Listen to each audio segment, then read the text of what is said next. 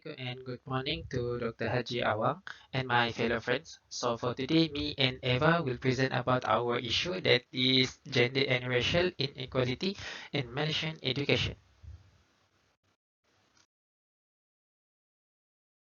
Here are the contents of our presentation for today. We will be discussing four issues which are related to social inequality in Malaysian education. Now let's begin with the first issue, teacher-student relationship allegations. This is a news by Daily Express in 2024. The case involved a teacher who had allegedly engaged in a romantic relationship with her 17-year-old student. And despite the teacher being transferred to another school after being reported, the teacher and the student were still in contact and had met secretly at the beach. So this had caused the family of the student to be very angry, and the sister posted about this on the social media, which had caused this issue to be viral. What are the factors that may lead to this issue? First is social structure. Teacher holds more power due to their authority, experience, and maturity. So even if the student willingly participate in the relationship, they have a lower maturity level, means they may not fully understand on the consequences of their action. They may also think of it as popular. Second is custom and cultural beliefs. Some communities normalize older men having relationships with younger girls, so it makes it even more difficult to challenge such inappropriate teacher-student relationships. The third is religion. Some religious teachings emphasize obedience to authority figures like teacher, so this can make students feel scared to report such misconduct. And the implications are: first is loss of trust in school authority. Parents may feel like the school is not a safe place to send their kids. It may also cause emotional harm to students, not only to those involved directly, but also to those involved indirectly. They may develop anxiety and also depressions. And the role of teachers in this are: first is to keep professional boundaries, and then teachers should also recognize if there is any warning sign of teacher grooming their students and should report such misconduct to the school authority. Then third is teachers should educate students on healthy relationships, as in how a teacher and student relationship should be like. Alright, moving on to the next topic about the issue in rice. The second topic will be on the rape joke incident that happened quite recently in Malaysia around 2021 or until 2022. So without further ado, let's dive into this issue. Alright, this issue published from New Straits Times in 2021.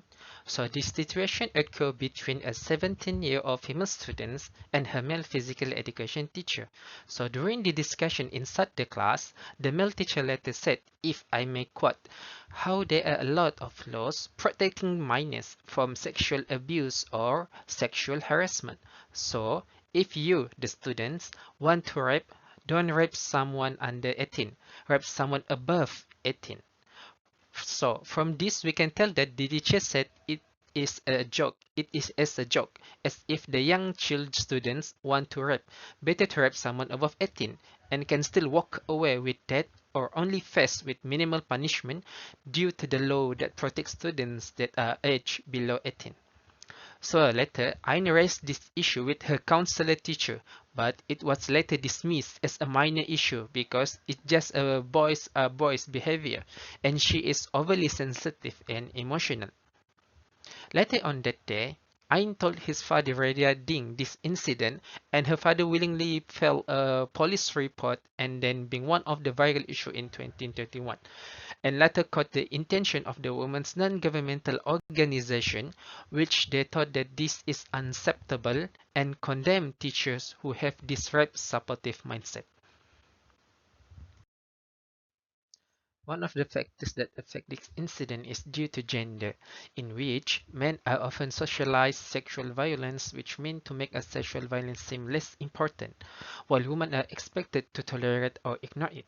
This can be seen as the counselor teacher thinks that these are merely a hilarious joke and not anything to be taken seriously, and later condemn the female student to be overly sensitive and emotional.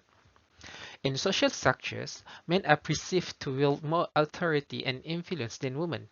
This can lead to the normalization of behavior that degrades and harms women. This can be seen as men holding a higher social status than women, particularly in schools, which influence the perception of rape joke as trivial. Lastly, language and custom. Certain societies normalize the use of sexist jokes, which perpetuates gender inequality. Rape joke culture has been in school culture for many decades and have become one of the usual conversation that have already established deeply inside the society and now perceived as regular topic. One of the implications is this behavior can normalize rape culture. When rape jokes and comments are dismissed as harmless, it leads to desensitization toward the severity of the sexual violence. Over time, what starts as a joke can become normalized behavior, leading to an environment where sexual violence is seen as just another part of life.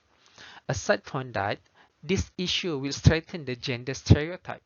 When boys make rape jokes, it reinforces the idea that men should be forceful and dominant, and that women should be docile and submissive. For example, if a female speaks out against a rape joke and is ignored or mocked, it conveys the message that her voice and experience are unimportant. Lastly, for the role of a teacher, firstly, needs to promote respectful communication between the teacher and the students, in which the teacher needs to reinforce clear guidelines against the use of offensive jokes and language in the classroom. This helps create a safe and respectful learning environment. Finally, teacher must educate students on consent and limits, which includes helping students grasp the concept of personalized space as well as the significance of respecting others' physical and emotional boundaries. They need to grasp the fine line between the hilarious joke and a serious conversation. The third issue is racial discrimination in schools. This is a news by Malay Mail in 2021. So, according to the news, approximately 50% of Malaysians experience discrimination in school, and it is worse for the Indian ethnics. So, according to the news, which they had done a survey, 87% of the Indian felt discriminated against due to their ethnicity, 69% due to the skin color, 65% due to religious beliefs. And the sources are 74% from teachers and 73% from the peers. And the forms of discriminations are 54% experience verbal abuse and 40% face denial of opportunities. The factors are first, race. Racial stereotypes lead to discrimination against minority students. For example, oh, those Indian students are bad. Let's not be friends with them. For example, second is social structure. In schools where one racial group is the minority students may feel isolated, leading to difficulties in forming friendships and integrating into the school community. Third is language. Students with accents or weaker proficiency in the dominant language, the Malay, may be ridiculed by their peers, of it further alienating them from the school community. The fourth is custom and cultural beliefs. School celebrations and curriculums may focus primarily on the majority race's culture, so it is sidelining the Indian traditions and making the Indian students feel less valued. The implications are the minority students may suffer from low self-esteem, fewer opportunities, and increased stress from trying to fit in with the other races. And the role of teachers in this: first, teachers should build inclusive classroom, for example, during group project, assign students from different cultures to work together. Second is actively counter discrimination. The school must have policy and interventions to prevent bias and unfair treatments. Third is accommodate the students who struggle with the language and promote multicultural learning. For example, through the language buddy system, where the students who are proficient in the language helps the minority students to improve their language skills. Okay, everyone, this is the last issue. So you'll be covered on matriculation program quota for non-Bumiputra students. A brief background regarding this issue, published by Malaysia Kini in 2024, the matriculation program, which is a pre-university program run by the Minister of Education Malaysia (KPM), is one of the key entry points for students to public university (IPTA) in Malaysia. As a result of the quota system, 90% of the application for enrollment in this program must be Bumiputra, with the remaining 10% shared among non-Bumiputra such as Chinese, Indian, and so on. The main reason for the controversy surrounding this issue is that high achievers from non-Bumiputra background face tremendous competition to enter this program due to the low admittance rate. It was judged unfair because many high achiever non-Bumiputra students are unable to join in this program. This then sparked the debate of the enrollment system itself. Instead of employing quotas, it should be based on academic performance. This became quite an issue as the alternative pathways such as STPM was judged to be too expensive for the tuition fee while also being a lot harder in terms of syllabus compared to the matriculation program, while fighting for the same output that is to enlist in university. The matriculation program in Malaysia has been a topic of debate, particularly regarding the quota system that impacts non-Bumiputra students. Here are some of the factors and influences behind this issue. The first one is terms of race.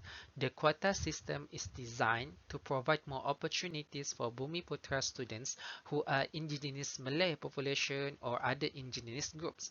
Examples are non-Bumiputra students with high academic achievements might struggle to secure a spot in the matriculation program due to the limited quota allocated to their ethnic group despite their qualifications. Second is the social structure. The Malaysian government implements affirmative action policies to uplift Bumiputra students.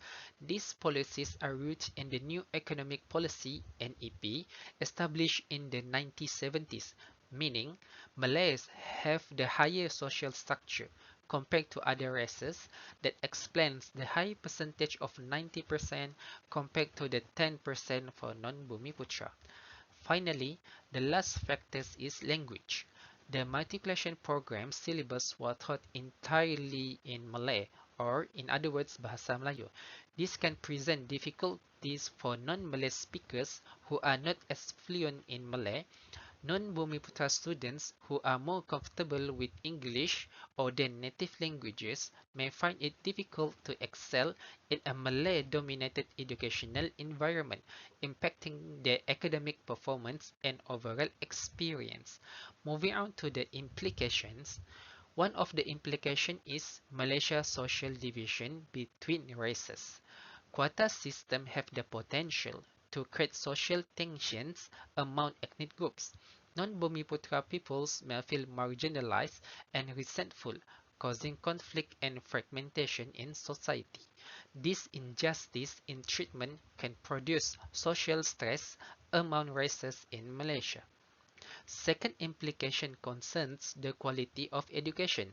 The emphasis on quota over merit-based selection raises the issues or questions about the overall quality of education, in which students enrolled under the quota system may struggle to maintain the academic rigor of the matriculation program. Lastly, the implication can be seen in terms that we call brain drain, or other words, talent migration. Non-Bumiputra students who face limited educational opportunities within the country may seek higher education abroad. This can lead to a loss of talented individuals who choose to stay and work in other countries where they feel more valued and have better opportunities. Moving on to the role of teacher to mitigate this issue is to explore other alternative pathways. Teachers play a crucial role in guiding students towards various educational pathways beyond the matriculation program. They must foster professionalism and encourage open discussion about alternative pre-university options such as A-levels, the International Baccalaureate IB, or foundation programs (ASASI) at specific universities. By providing comprehensive information on these pathways, educators empower students to make informed decisions that align with their strengths and aspirations. Exploring alternative routes ensures that students have diverse opportunities for higher education. Here are the references we use to support our discussion on four key issues related to gender and racial inequality in schools, providing evidence and insights for our analysis. That's all for me and Eva. Thank you for your attention.